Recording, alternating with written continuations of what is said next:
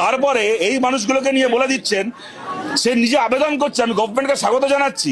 শুভেন্দু অধিকারী এখানে বুলডোজার দেখাচ্ছে, যোগী আদিত্যনাথের স্টাইলে ইউপির মডেলে এখানে বুলডোজার দেখাচ্ছে, আর এখানকার কাউন্সিলর বলছে আমি গভর্নমেন্টকে স্বাগত জানাচ্ছি, আপনারা ভাঙুন বাড়িগুলো, 80% বাড়ি ইলিগাল।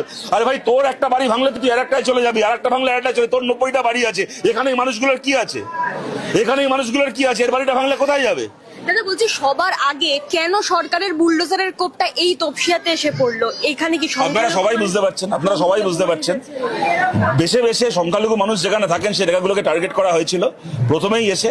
কিন্তু তাই দেখেও যারা আনন্দ করেছিলেন তারাও দেখছেন রাত পোয়াতে পারলো না, গোটা বাংলা জুড়ে হকার উচ্ছেদ শুরু হলো। হকার কিন্তু খালি মুসলমান নয়, হকার কিন্তু হিন্দুও আছে। যে একটার পর একটা উদ্বাস্তু অঞ্চলে বিজেপি এবার ভোটে জিতেছে, রাজবংশী অঞ্চলে বিজেপি এবার ভোটে জিতেছে, সেই সমস্ত উদ্বাস্তু অঞ্চলে, রাজবংশী অঞ্চলে কিন্তু অবাধে হকার উচ্ছেদ চলছে। সুতরাং আমরা এটাই বরাবর বলেছি, কেউ ভাগ করবে হিন্দুতে মুসলমানে, আমরা ভাগ চিনি খেটে খাওয়া আর লুটে খাওয়া।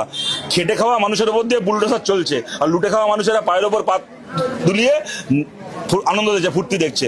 আজকে কত লোক কত সহজে বলে দিচ্ছে হ্যাঁ স্টেশন খালি হবে, হকার তুলুক। আরে হকার মানে যে মানুষটা যে হকারি করে খাচ্ছে না, এটা শিয়ালদা স্টেশনে, হাওড়া স্টেশনে, চুরি করছে না, ডাকাতি করছে না, পরিশ্রম করে খাচ্ছে, তার পরিশ্রমের ভাতটা মারছে না আজকে।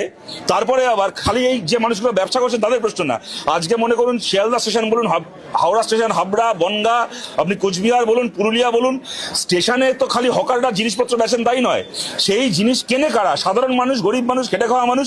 আজকে মনে করুন আমি ডেলি প্যাসেঞ্জার, শিয়ালদা স্টেশন থেকে ট্রেন ধরে আমি যাতায়াত করি, আমরা চা খাই হকারের কাছ থেকে 5 টাকায়, কালকে সে হকারের স্টলটা থাকবে না মানে কি পাশে আমাকে 20 টাকা দিয়ে নেসক্যাফের মেশিন থেকে আমাকে 20 টাকা চা খেতে হবে?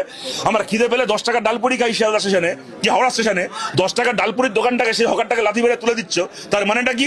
আমাকে তার মানে কেএফসি থেকে এবার 150 টাকা দিয়ে বার্গার খেতে হবে, যাতে ওই কেএফসির বার্গার বেচা যায় শিয়ালদা হাওড়ায়, যাতে ওই নেসক্যাফের কফি বিক্রি করা যায় হাওড়ায় শিয়ালদায়। তাই ওদের মালিকদের কাছ থেকে পয়সা খেয়ে মোদির সরকারি হকারগুলোকে তুলছে, তো তুলে বলছে এটা রেলের জমি, রেলের সম্পত্তি, এখানে অন্য কেউ বসবে কেন?